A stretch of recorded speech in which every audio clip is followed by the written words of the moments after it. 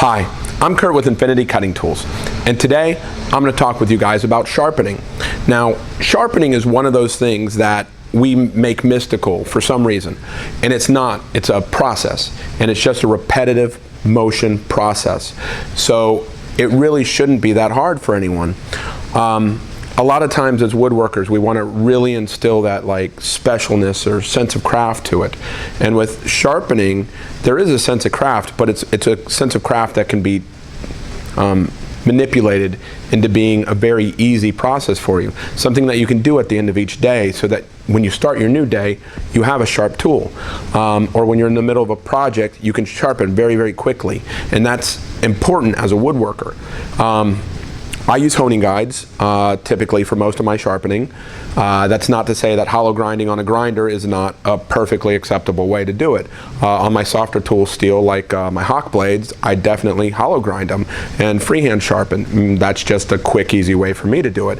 But on my harder steel, you know, I get out my jigs, and it makes the process very, very perfect. And that's what I like about it. I like that perfectness that it gives you. So, you know, one is a little bit more organic and speedier. The other one is a little bit more precise. Much more of like, say, an engineering style, or, you know, you're getting that perfectly square front edge. That motion is controlled so that you can't roll over the edge. There's no chances for mistakes. And so that's what I'm going to show you. And again, my way is not necessarily the perfect way. My way is not the way that, you know, this guy over here is going to do it, or this magazine shows it. It's the way that I was taught, and then kind of compiled all together into what I feel is a very quick, easy way for me to sharpen tools. Now, the process of sharpening tools requires a few different things. One, it requires a sharpening substrate, be it a sharpening stone, sandpaper, diamond stone, whatever you want to use. Also, it takes a jig or freehanding and a technique. So there's a little bit of process to discuss there, but it's all very simple and easy to kind of see. So let me take you through what I do and how I do it, and we'll go from there. So in sharpening, the sharpening surface is going to be probably your most important thing. And it's finding what surface works for you. I typically use Waterstones. These are the Norton Waterstones, 1,000 grit, 4,000 grit, 8,000 grit, and that's my kind of go-to choice. I occasionally will also use the DMT diamond plates. Mostly I use these for initial flattening of the backs, or if my bevel's really out, where, you know, if I had to, say, grind something to a 40 degree and then I wanted to take it back to, you know, a 30. So that's when I use these. I also use these to flatten my stones. Now, that's a negative on the Norton Waterstones, is that they are a little bit softer than maybe some of the other stones on the market. So the Waterstones will cup and dish if you're using them in a certain spot. So like if I'm just concentrating right here, it's going to dish right in the middle. And so I'm going to have to flatten all the exterior surfaces to get that center part down to it. So you do have to flatten the stones every day. The diamond plates and stuff you don't have to really flatten. There's not really much to them. So they're a little bit longer lasting, but I kind of prefer the edge that these give me. The other choice you can do is you can do sandpaper. Sandpaper on a granite surface, or sandpaper on plate glass. Both of those work very well and are a very affordable solution. There's also oil stones, and those are great. Synthetic stones of all sorts. There's solid surface diamond stones. These are the Duo Sharps, and they have the little holes in the diamonds, and that's to clear out the iron shavings as we're going over them. And I find that these work great, but a lot of people prefer the solid diamond plate. So it's a personal preference. Try a few different ones out and see which ones appeal to you. A lot of people start off with the sandpaper on plate glass and granite, and then work towards stones later on, because this is the most affordable and easiest way to start out. Now, once you've picked out your stone, what you really want to do next is decide how you're going to sharpen, what your technique's going to be. Now again, I said I use honing guides. And so what honing guides are is basically it's a device that holds your tool in place. And there's lots of them on the market. And so, excuse me, so I prefer certain ones over others, and it's just because of personal preference and choice over time. So what I currently use and use most often are the Kells. Now this is what I've had. I've had this guy for a long time, and I originally bought it because it was one of the only honing guides on the market that would take Japanese chisels and 16th inch chisels. So that's kind of why I went with it, and it's a really nice little chisel, but they've actually made an upgrade to it, or not a chisel but a honing guide, and they've actually made an upgrade to it in the sense that they now make it so that it's a lot wider, as you can see, and it's got these bigger wheels, and the bigger wheels really allow with Western blades for you to get a good grip and a good hold and get that angle just perfect. Negative on this guide, other, you know, there's really only one negative on the guide, and that's it gets really wide. So you can see on a stone, like if I had a 2 5/8 inch blade, I'm going to have a little bit of a harder time here to control it. Now with the blade in it, it's a lot easier to control, but I'm still, you know, I have the ability to come off my plate a little bit, but that's, you know, it's minor, and I don't really have that many blades that are 2 5/8 inches wide. And if I do have that issue, I can go to sandpaper, or I can go to my wider diamond plates. So you can solve that. Typically, most of my stuff's going to be from a 16th up to 2 inches. And most of the time I'm sharpening my bigger things, or I mean my smaller things anyway, you know, 16 to an inch on my chisels, 1.5 inches or so on my plane blades, 1 3/4 on my plane blades. So that's kind of where I'm at on these, and like I said, that's why I like this, guys. It'll hold very, very small, you know, up to 0 degrees, or up to a 0 inch, and it'll hold up to 2 5/8. It'll hold the Japanese, it'll hold fat blades, so it kind of will hold anything that you want. It's also a very quick, easy one to set up, and so it reminds me a lot of freehand in that sense, is that I'm not spending a long time, you know, setting up when I go to grab it. It's very quick. So that's kind of where I'm standing on this. So let me now show you technique.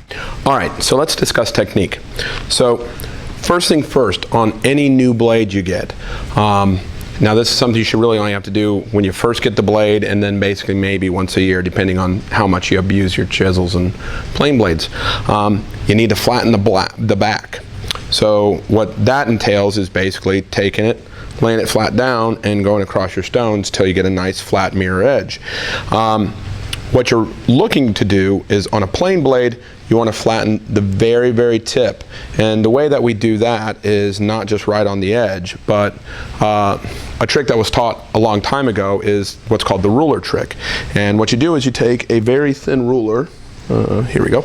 So you take a very thin ruler, lay it on your stone, then you lay this on top of that. And that puts a slight back bevel on that very tip.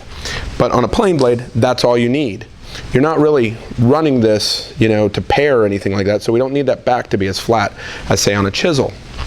Now, on a chisel, we want basically the front part of this to be flat. Some people flatten the entire back. I have never. I always flatten about halfway up. And what you're looking to do here is to flatten this edge, this edge, this edge. It's awesome if you can get this part done, but a lot of times the very center is a little convex on even the best of chisels. So you may have a harder time getting the very middle done. But as long as you're very flat on the exteriors, up to, you know, however far you decide to go, you're going to be a-okay. And the reason that you want these flat is because with paring, you know, we're looking to establish that flat surface as we go across. So say if we're cutting the dovetail bottom, we want it to go straight across. We don't want it to be, you know, this or this. So with the chisel, we need this whole back flat. So let's talk some of the tools. So some of the tools that you want to keep on hand: paper towels, spray bottle of water if you're using the Waterstones, oil if you're using oil stones, diamond stones you can use water as well, and that'll help get off the surface. I keep a clean water bucket around, and that's basically so when I flatten my stones, that goes in there. And then I keep another storage container, and that's where all my water stones go into, and that's, I try to keep the water as clean as possible. Now the other thing is with the honing guide, you really want to rinse the honing guide a little bit before it gets to the next stone, because you don't really want to bring your 1000 grit, you know, any of the 1000 grit abrasive onto, say, the 4000 grit, because then all of a sudden you're not kind of polishing it correctly. You're getting some 1000 grit mixed in with the 4000 grit. So, all right. I guess now I'm going to flatten the back on a chisel or a plane blade and kind of get you guys going on how I flatten the back. And it's a real simple process. I go at an angle, then I go at the reverse angle, and that way I can see my scratch patterns. And we're going to basically take it through 1,000 grit, 4,000 grit, and 8,000 grit. There can be a little bit of times where that back's really out, in which case you may want to go and flatten it on, say, some 100 or 220 grit sandpaper, or say a 220 grit diamond stone, and that'll really speed up the process for you. And then you got a little bit more work to do on the 1,000 grit stone to get those scratches out, but it's a lot quicker than, say, trying to flatten it with a 1,000 grit stone if it's really out. So I'm going to start with a 1,000 grit stone because my stuff's all pretty flat, and show you kind of how I do that. So I'm going to start off with a 1,000 grit stone and get my scratch patterns. And what I'm trying to do is get scratch patterns that go one way, then the other way. And that's how I know that I'm keeping flat. And I'm going to work my way through the grits. So I'm going to start with 1,000, then I'm going to go to 4,000, then I'm going to go to 8,000. And 8,000 should give me an almost near mirror polish. You may see some slight scratches, but what I'm really craving is that mirror edge all the way around. Mirror edge all the way around the surface. So let me walk you through that. I'm going to speed this up because it's going to take a little bit of time. Not too long, but nothing that you really want to sit through. So let me go through this and I'll get you going.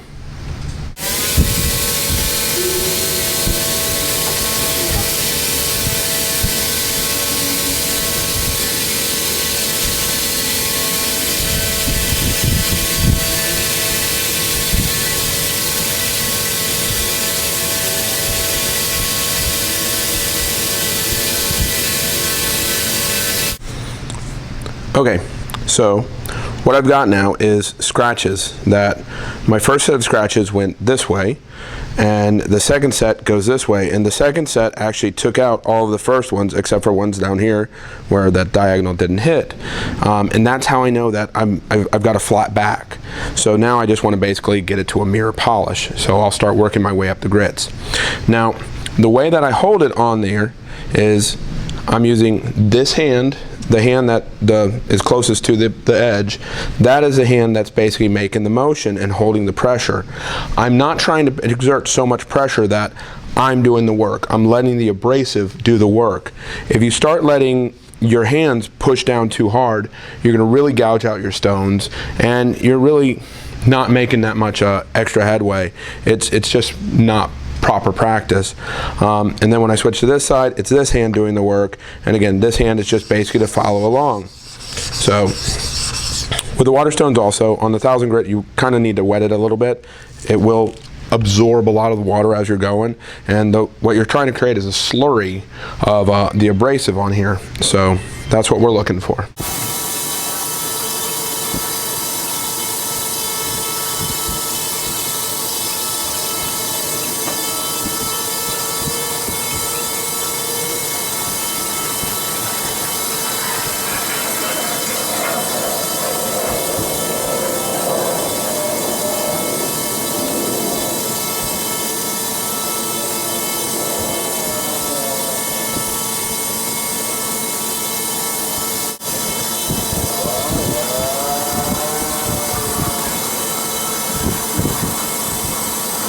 All right, so I've got my shininess all the way around and a little bit of dullness in the middle, but it's not too bad, and I can live with that. Like I said, what I care about is that polish on the edges, and I've got that. And the simple fact is I can actually see myself in this, so I'm pretty happy with it. So the next part is doing a plane. And so what you want to do is lay your ruler on one side, and then you're basically just going to take your plane blade with the ruler over here, and then you just basically want to do little up and back motions, maintaining pressure on the front edge. And what that's doing is that's creating your bevel. You can also do this method where you just go back and forth, and it's just which one is preferential to you that you really want to do. One of the things that you want to make sure is when you do that, nice already, it's already got a little nice mirror line on that very front edge. One of the things that you want to make sure you're doing, whenever you're doing this, you're trying to not break your bevel. So you want to kind of tilt up. You know, don't just, you know, pick it up. Tilt up.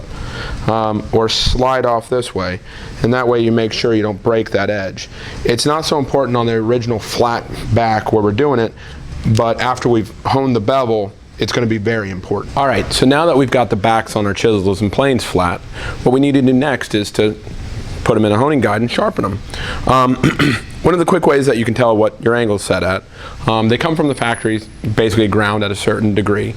A lot of times 25 or 30 degrees, depending on plane, chisel, and what type it is, and how it's set in its bed for a plane blade. Then you basically need to find what your setting that you really like is. So I typically keep my plane blades ground at 25, and then I put a secondary bevel of 30 on them. So I'm going to look at my thing, and basically what I'm using here, this is a bevel gauge. It's a really nice little Kel bevel gauge, and what it is it's got 12 preset angles on it, so that you can kind of really quickly and easily tell where you're set at. So I can see here that I'm ground at 25 degrees, and that's helpful to me because that lets me know what I need to set at.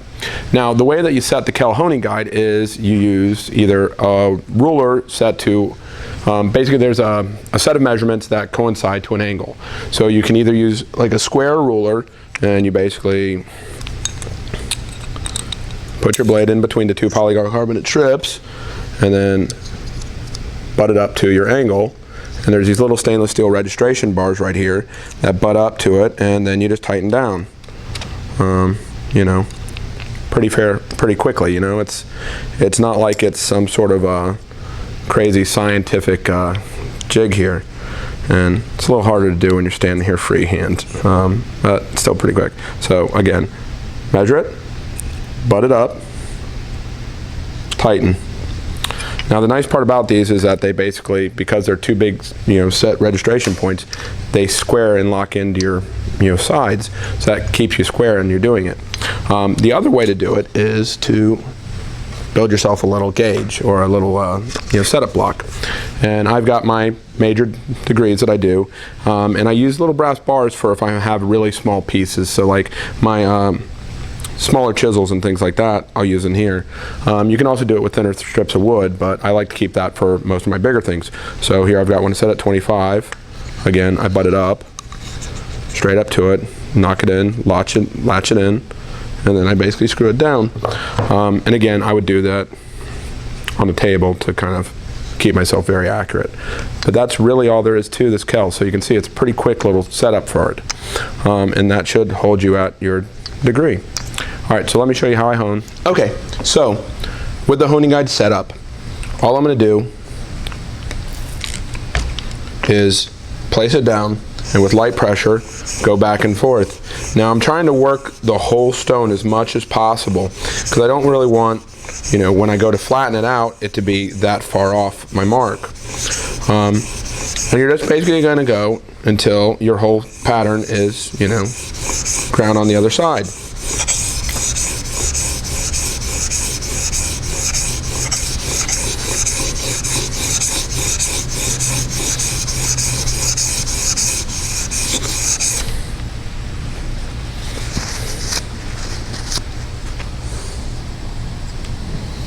Okay, now what I'm doing here is I'm feeling to see if I've got a little bevel or a burnished edge, and you can feel a little rollover of the iron as it gets over there, and so that's what I'm looking for. I'm also looking for a consistent scratch pattern across that. So as I go across this over and over, I'm going to see that in action. Now I'm going to go through these grits, so 1,000, 4,000, 8,000, with this whole same process. And then again, when I get to the 8,000, I'm going to do pull strokes only, and I'm going to be set at a little bit different bevel. So I'm going to speed through this, you know, with the video, and then I'll show you the end result.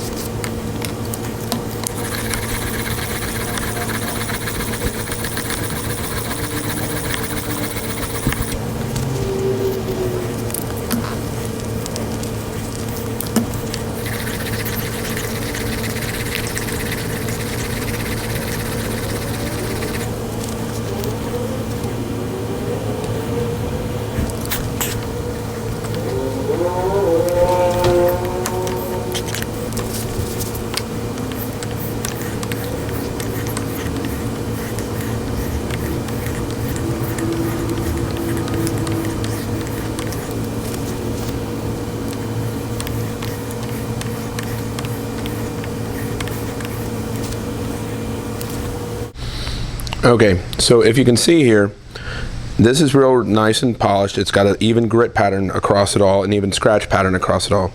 And then at the very tip, there is a really nice little mirror edge. I don't know if I can get it in the reflection here or not. But that's my secondary bevel, is on this little mirror edge. And I'll make sure in the blog that you can actually see a photo of it really nicely. So now the next step is to get the round over burnished edge off. So what we're going to do here is, again, we're going to get out our little ruler. We're going to go back and forth a few times.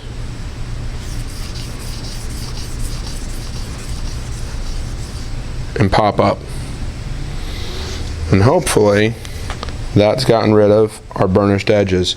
Now, to test for sharp, a few different ways to do it. I have what I've heard referred to now, and it cracks me up every time, is woodworker's pattern baldness, because I'm one of the guys who sharpens and checks on his hair and makes sure it shaves. And if it'll shave off my hair, I know it's pretty darn sharp. And I know it's a little bit gross, but there you go, you can see my hair. So this is really nice and sharp. Other guys will test it on a piece of paper. You can also test it on, just some wood. So different ways to do it. That's how I was taught and what I've stuck with. It's also a really good way to get yourself cut. So a piece of paper may be the best way for you. The next thing that you need to do is flatten your stones. And so this is where I use those Duo Sharps again. Is I'll take the DMT Duo Sharps, the coarsest grit, and I'll basically just flatten these out. Now I flatten them in a bucket of water, not in my storage water. And the reason for that is that you can also flatten it in a garage sink or shop sink if you have one. So the reason for that is that you don't want your grits to mix.